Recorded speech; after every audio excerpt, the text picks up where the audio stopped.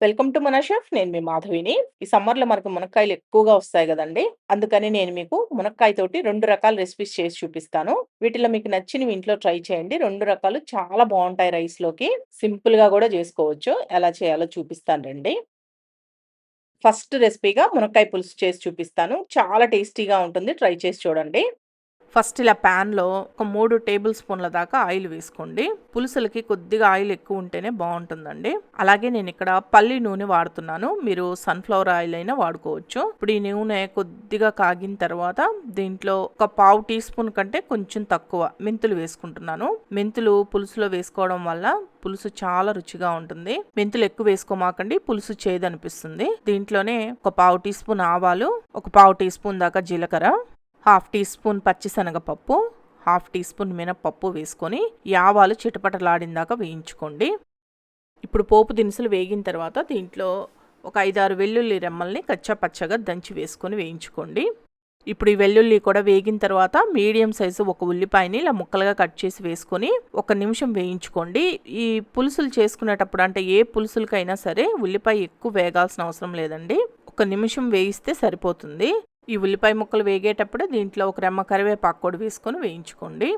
ఇప్పుడు కరివేపాకు కూడా వేగిన తర్వాత ఒక టమాటాని ఇలా ముక్కలుగా కట్ చేసి వేసి ఒకసారి కలిపి దీంట్లోనే మునక్కాయలు కూడా వేసేస్తున్నాను. నేను ఇక్కడ 2 మునక్కాయలు తీసుకొని ఇలా కట్ చేసుకున్నానండి. అలాగే ఈ పైన ఉన్న తొక్కని నేను కొద్దిగా తీసేసానండి, కానీ తీయకుండా వేసుకుంటేనే టేస్ట్ బాగుంటుంది మనం తినేటప్పుడు మునక్కాయ నవ్వులుతూ ఉంటే. ఈ మునక్కాయలు కూడా వేసుకున్న తర్వాత దీంట్లోనే మీ రుచికి సరిపడా సాల్ట్, ఒక హాఫ్ టీ స్పూన్ పసుపు కూడా వేసుకొని ఒకసారి మొత్తం బాగా కలిపేసి ఫ్లేమ్ ని సిమ్ లో పెట్టేసి టమాటా ముక్కలు మెత్తబడేంత వరకు ఉడికించుకోండి.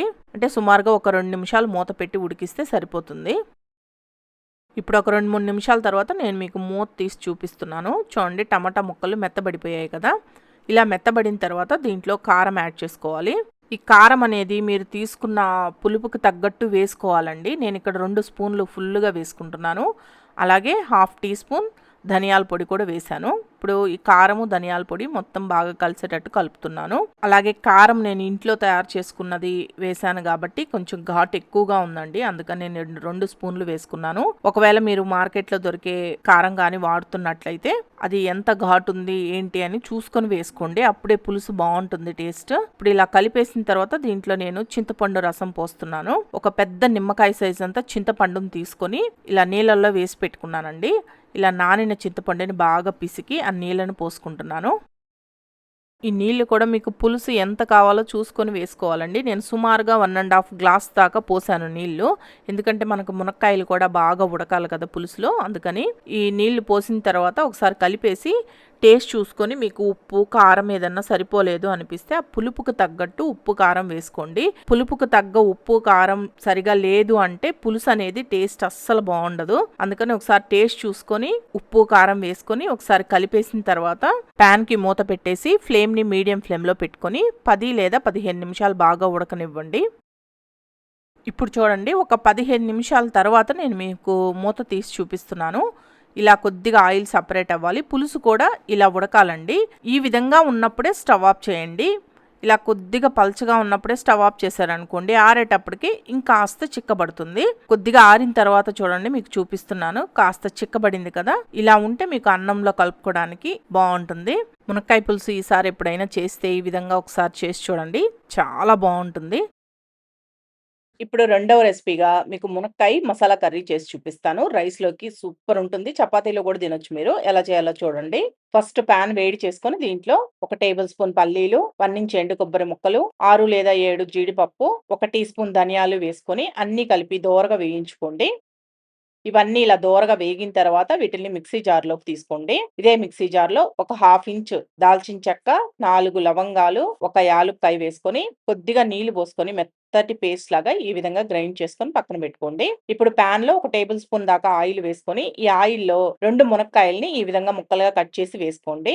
ఈ మునక్కాయ ముక్కలు వేసిన తర్వాత దీంట్లోనే కొద్దిగా పసుపు, కొద్దిగా ఉప్పు కూడా వేసేసి లైట్‌గా వేయించుకోండి మునక్కాయ ముక్కలు. ఇలా మునక్కాయ ముక్కలు వేయించుకుంటే టేస్ట్ బావుంటాయండి తినేటప్పుడు. లైట్‌గా వేగితే సరిపోతుంది, మరి ఎక్కువ వేగాల్సిన అవసరం లేదు. ఒక 2 నిమిషాలు మీడియం ఫ్లేమ్‌లో పెట్టి వేయించేసి వీటిలన్నింటిని ఆయిల్‌లో నుంచి తీసి ఏదైనా ప్లేట్‌లో వేసి పక్కన పెట్టుకోండి. ఇప్పుడు ఇదే పాన్‌లో మరొక టేబుల్ స్పూన్ దాకా ఆయిల్ వేసుకొని, దీంట్లో ఒక టేబుల్ స్పూన్ పోపు దినుసులు వేసుకొని వేయించుకోండి. ఆవాలు, జీలకర్ర, శనగపప్పు, మినపప్పు అన్నీ కలిపి తీసుకున్నాను నేను. ఆవాలు చిటపటలాడేంత వరకు వేగాలి. ఈ పోపు దినుసులు వేయించుకునేటప్పుడే దీంట్లోనే ఒక 2 పచ్చిమిరపకాయలను గూడా ఇలా పొడవుగా కట్ చేసి వేసుకొని వేయించుకోండి. పచ్చిమిర్చి గూడా లైట్‌గా వేగిన తర్వాత మీడియం సైజ్ 2 ఉల్లిపాయల్ని మీకు ఎంత వీలైతే అంత సన్నగా కట్ చేసి వేసుకొని వేయించుకోండి. ఉల్లిపాయ ముక్కలు బాగా సన్నగా కట్ చేసి వేసుకున్నారనుకోండి, మీకు గ్రేవీ బాగొస్తుందనమాట. అందుకని మీకు ఎంత వీలైతే అంత సన్నగా కట్ చేసి వేసి వేయించండి. ఇప్పుడు ఉల్లిపాయ ముక్కలు కాస్త మెత్తబడేంత వరకు వేగిన తర్వాత దీంట్లో ఒక రెమ్మ కరివేపాకు, కొద్దిగా పుదీనా వేసుకొని వేయించుకోండి. ఒకవేళ పుదీనా లేకపోతే వేసుకోకపోయినా పర్వాలేదు.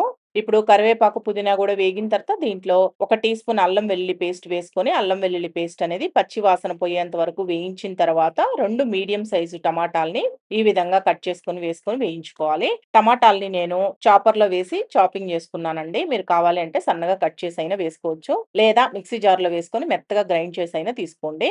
ఇప్పుడు ఈ టమాటా గూడా బాగా వేగిన తర్వాత దీంట్లో ఒక పావు టీ స్పూన్ పసుపు, 2 టీ స్పూన్లు కారం వేసుకొని ఆయిల్ సెపరేట్ అయ్యేంత వరకు వేగనివ్వండి.